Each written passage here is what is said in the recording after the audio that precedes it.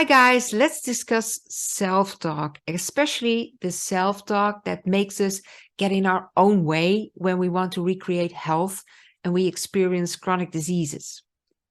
I talked to so many people with chronic diseases over the past decades, and some of them actually knew what they had to change the course of their chronic disease, to change the course of their health, to change the course of their life. And they were quite eager to change their path of health. And still, they had a problem of changing their habits. And it especially came to mind this week when I had several discussions with people with chronic disease, with heart disease, with cancer, with osteoporosis and irritable bowel syndrome. And those people, they also know what they can do themselves to reverse the progression of their chronic disease, at least to what they can do themselves to improve their well-being, to improve their energy levels, to change the course of chronic disease, to change their future. They know what to do about their anxiety levels, their stress levels. They know how to change their lifestyle habits, like not eating meat anymore or not drinking all those lattes or sugary drinks or pastries, desserts, of not eating all these sugars, processed foods, or not smoking anymore or not drinking alcohol anymore. They are in the know, but they have a hard time to change those habits. And what I recognize that often it is about the inner dialogue that we have with ourselves. It's not so much about the habits, it is about the inner dialogue that is going on and that is so impactful, because this inner dialogue is something that we have all day, every day. And most often, it's the same dialogue, and therefore it has a great impact on ourselves. And I hope that this gives you insight as well, that you can recognize with yourself if this is anything that you experience, because if you do, it may be helpful to you.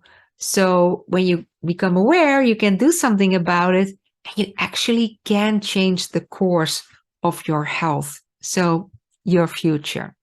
So what I recognize, there are two types of self-talk that I see so often that is blocking people from changing habits. And the first one is the inner dialogue that goes like, what if I can't? What if I can't? There's a fear in it. The fear of failure. What if I do not succeed? Will I see myself as a failure? Will other people see me as a failure while I'm trying so hard? Will I be a failure? And that is something that none of us want. So then maybe it's safer to not take action at all, because that seems a safe space. Well, of course, it is not a safe space, because chronic disease will progress if we do nothing about it. So it's not safe, but at least it's familiar. And what is familiar, that feels safe, it feels as a comfort, but it is not safe.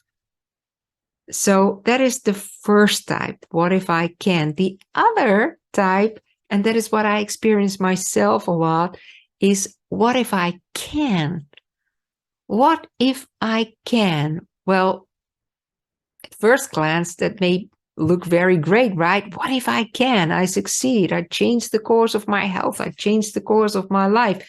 Yeah, but if I change, but my environment does not, then I will be the misfit. If I change in my habits and my spouse will not, or my children will not, my close family will not, my close friends will not, my work environment will not. If all of a sudden I get a different energy because I raise my energy by not so often have anxiety or change in a way that I radiate more trust in myself, in my life. I have more self-confidence. Or maybe we go out drinking and I do not drink alcohol. Or what if I go for dinner at my friend's house and they're serving meat and I do not eat meat? Well, to take a little bit of the middle way, you could say, well, everything in moderation. But that doesn't work, right? Because even in moderation, inflammation is inflammation. So there will every week at least be an exception. And if we do not make this exception, but choose the route of health and make very clear decisions for ourselves, that we really choose not to eat sugars anymore, meat anymore, processed foods anymore, but instead we eat vegetables and fruits. And we do not drink alcohol, but we drink green tea.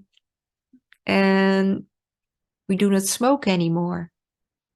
Well, those people that we relate to, if they are still having those habits, then that relation may be jeopardized. And I experienced that myself a lot, being the outcast with special dishes or special arrangements or what have you. I'm the only one not drinking alcohol in my environment. And so that's a real fear. The fear of losing connection, the fear of losing relationship, the fear of not relating anymore. Maybe even the fear of being lonely. And we have to address that with ourselves. Because, well, first of all, there's a lot at stake, right? Our health. But you know, when you have seen the possibility to improve your health, when you have seen the possibility to improve your future, the outlook on your future, when you have seen the possibility to just feel better, on greater well-being, on having more energy, having less symptoms, if you've seen that opportunity, well, that will not go away, right? That desire will be there forever. So if we do not take action, we maintain a gap that really feels not good, that feels not well. And that in itself, when we have not good feelings, that in itself will create low-grade inflammation. So that will add to our situation. So that is what I want to bring into your awareness, to really think about what is your inner dialogue and overcome your inner dialogue and make sure that you can take the actions that are important to you, that matter to you. Because when we change our inner dialogue, you are more than halfway of changing your habits.